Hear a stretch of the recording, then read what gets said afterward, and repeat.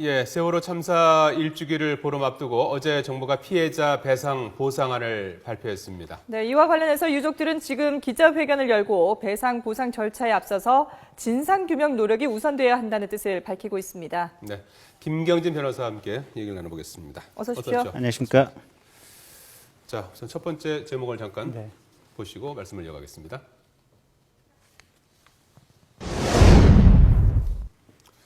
자, 이 산정 기준이 어떻게 되는 겁니까? 지금 뭐 유족들은 전체적인 진상 규명이 안 된 상태에서 이제 네. 뭐 배상 보상안이 나왔다 이렇게 네, 이제 네. 해서 반발하는 그런 모습인데요. 네, 네. 산정 기준을 우선 좀 소개해 주시겠습니까? 예, 이제 근데 정부 입장에서는 당장에 할 수밖에 없는 게, 그러니까 세월호 관련해 갖고 법이 지금 두 개가 만들어졌거든요. 예. 하나는 진상 조사에 관한 법이 하나 있고, 그 다음에 배상 보상 피해자 구호에 관한 법이 만들어졌는데, 예. 이 배상 보상에 관한 법은 올해 9월 28일까지 지금 신청을 하도록 돼 있습니다. 예. 그러다 보니까 위원회에서는 이제 유족들이 이제 조금 뭐 진상 규명도 안 됐고 지금 애도 기간 아니냐, 근데 예. 하필 이 시점에서 얘기를 하냐 이러는데 예. 또 위원회 나름대로 어떤 고충이 있어서 그 부분은 조금 유족들이 이제 받아들이셔야 될 것 같고요. 예. 산정 기준은 크게 말씀드리면 간단합니다. 예. 민법과 국가배상법의 기준에 따라서 기본적으로 배상 금액을 결정한다. 예. 거기에 덧붙여서 지금 이제 지난번에 우리가 그 전 국민 성금 모금을 하지 않았습니까? 네. 근데 성금 모금을 했을 때 한 1,280억 정도가 모였다는 것 같거든요. 예, 예. 그래서 그 돈의 한 60 내지 70%를 해당 모금 기관에서 이제 특별 위로금 형태로 지금 지급을 하도록 이렇게 돼 있고요. 네. 그다음에 이제 요건 딱히 정부하고는 상관이 없는 짓이지만 교원 단체나 아니면 학생들 같은 경우에는 개별 보험에 들어 있습니다. 그래서 이제 보험회사는 학생들에 대해서는 1억 원의 별도 보험금 지급이 있고 예. 교원 단체에서는 선생님들에게 8천만 원의 별도 보험금 지급이 있고 네. 일반인 승객이라든지 이런 경우에는 이제 보험이 개별적으로 각자 이제 알아서 들었다면 거기서 네네. 지급이 되지만 그렇지 않다면 별로 이제 보험금 지급될 건 없고 그래서 간단하게 말씀드리면 예. 민법상의 일반 원칙에 따라서 지급을 한다. 예, 예. 그러면 이제 민법상의 일반 원칙이 뭐냐 이제 예. 이게 핵심인데요. 예. 사망하신 분하고 살아계신 분하고 이제 크게 두 가지로 나눠볼 수 있고 예. 사망하신 분 같은 경우는 이제 손해의 유형이 크게 세 가지가 있습니다. 우선 사망하게 되면 첫째 이제 장례를 치러야 될 거 아니겠습니까? 네. 그래서 장례비가 나와야 되는 거고요. 두 번째는 누군가가 죽으면 이게 마음이 굉장히 아프게 돼 있거든요. 그러면 이 마음이 아픈 것을 조금 옹색하긴 하지만 법에서는 그 마음이 아픈 것을 돈으로 금전으로 환가를 합니다. 위로금. 예, 수령액을 한번 그래프로 좀 만들어놨는데 네, 내용을 네. 보면서 말씀을 좀 해보죠. 예. 네. 그래서 이제 아까 이제 학생들 같은 경우에는 지금 배상금으로 4억 2천만 원 정도. 예. 네. 그 다음에 아까 이제 1288억 성금 나온 것 중에 이제 특별 위로지원금이 있거든요. 예. 예. 그 중에서 대략 1인당 3억 정도씩을 지급할 것으로 지금 예상되는 상황이고요. 예. 아까 말씀드린 대로 이제 여행자 보험에서 보험금으로 1억 정도. 그래서 학생 한 명당 한 8억 2천만 원 정도가 지금 배상금으로 지급될 예정이고요. 예, 예. 교사들 같은 경우는 이제 배상금 산정을 했더니 7억 6천만 원 정도가 평균인데 저게 이제 평균입니다. 편차가 네. 있습니다. 그래서 어떤 분은 한 뭐 5억 정도 되시는 분도 있고 어떤 분은 이제 개별적으로 한 9억까지 가시는 분도 있고 그러고요. 그래서 평균 7억 6천만 원, 그다음에 유로지원금 3억 원, 그다음에 아까 말씀드린 대로 보험금 8천만 원. 그래서 평균적으로 11억 4천만 원 정도가 이 지급되는 내용이 최종입니까? 아니면 약간의 좀 조금씩 수정의 여지가 미세한 있는 건가요? 변동의 여지는 있는데요. 예, 큰 큰 틀에서는 틀에서는 이렇게 간다, 이 변함이 말씀이죠. 없을 것 같습니다. 일단 추산된 금액이 이렇고요. 네, 네. 예. 그 앞서서 이 사망자와 네. 생존자들 간의 네, 네. 피해 보상이 또 좀 다르다고 하셨는데 네, 네. 그러면 살아있는 분들, 살아남은 분들은 어떻게 지원을 하게 되나요? 네. 우선 참사 그 피해자 수를 잠깐 좀 예. 보실까요? 일단 승선자가 476명이었고요. 네. 그리고 그때 당시 이제 희생자가 304명, 생존자가 172명입니다. 네. 정말 엄청난 대형 참사였는데 구조된 생존자 생존자가 172명. 172명. 네. 이분들에 대한 피해 보상이라든지 배상도 상당히 궁금하거든요. 그러니까 생존자 중에는 네. 선원들 일부가 있습니다. 한 20여 명 가까이 있는데 네네. 그분들은 사실은 피해 변상이 전혀 안 됩니다. 왜냐하면 이분들은 거꾸로 이 피해자들에게 피해를 보상해 줘야 될 범죄자들이기 때문에 그렇죠. 예, 선원들은 해당이 안 되는 거고요.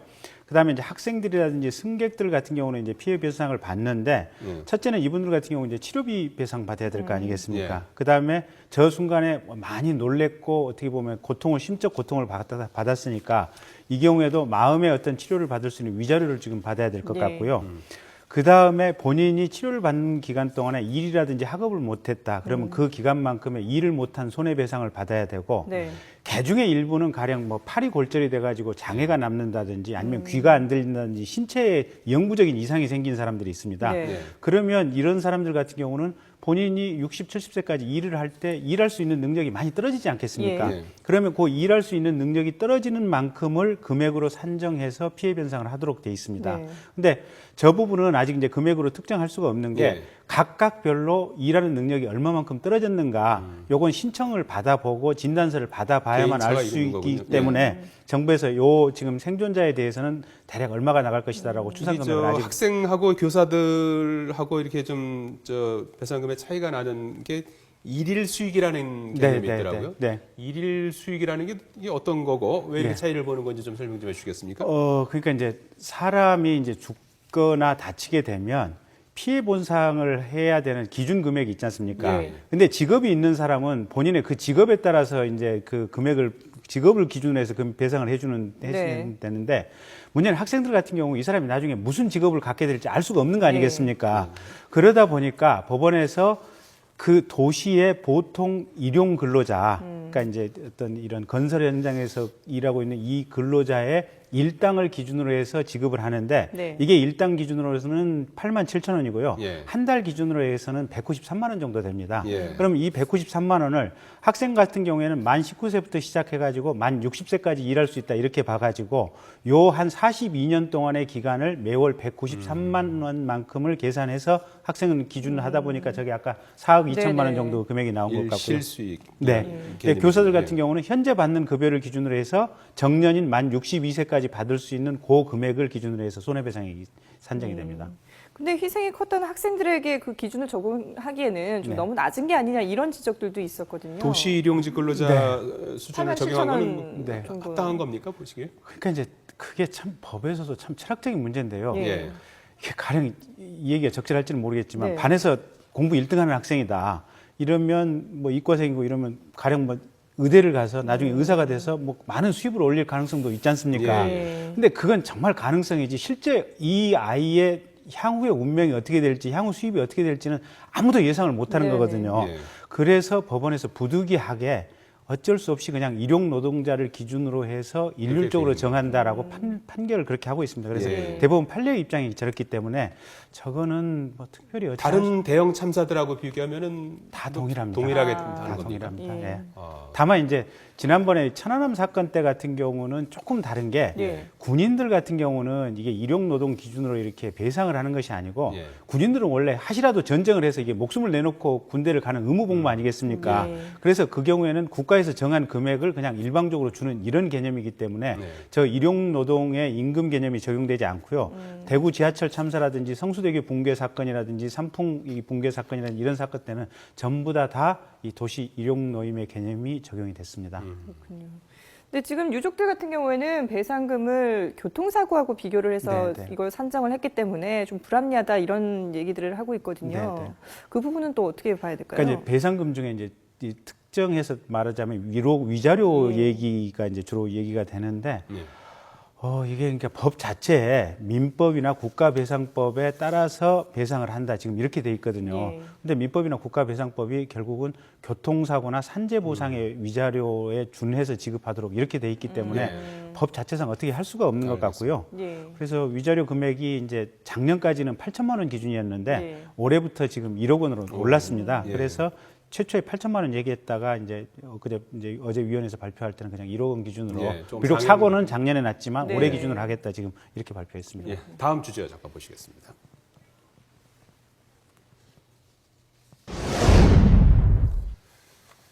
예, 유족들은 이제 진상 규명이 이제 진행 중인 상황에서 이번에 이제 배상 보상안이 나왔다 네, 네. 이제 이런 그 얘기를 하고 있는데 네. 그 입장을 잠깐 좀 들어보시죠.